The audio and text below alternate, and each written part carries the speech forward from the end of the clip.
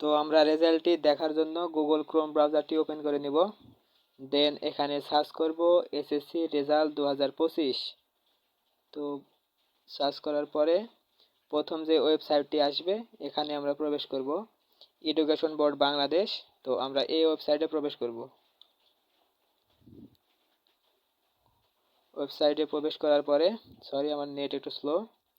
দেন এটা আমরা role registration এটা দিয়ে আমরা ফিল আপ করবো। তো আমি একটু জুম আউট করে নিই। দেন এখানে আমাদের পরীক্ষার নেম দিতে হবে। তো আমরা এসএসসি দাখিল এটা সিলেক্ট করব। দেন এখান থেকে ইয়ার, তো আমি 2021 সালে পরীক্ষা দিয়েছি তাই 21 সিলেক্ট করলাম। আপনারা 2025 সিলেক্ট করবেন। দেন এখানে বোর্ড, আমি মাদ্রাসা বোর্ড থেকে দিয়েছি তাই মাদ্রাসা সিলেক্ট করলাম। আপনাদের যে বোর্ড সেটি সিলেক্ট করবেন। দেন এখানে রোল আর রেজিস্ট্রেশন দিতে হবে। তো আমারটা আমি দিয়ে দিতেছি। একটু ওয়েট, আমারটা আমি দিয়ে নিই। ওকে,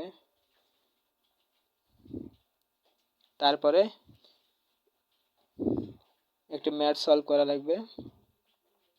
তো 2 + 8 = 10। তো আমরা এখানে 10 লিখে সাবমিট করে দেব। সাবমিট করার সাথে সাথে আমাদের রেজাল্টটি চলে আসবে। তো এইভাবে আপনাদের খুব সহজে আপনাদের রেজাল্ট দেখতে পারেন।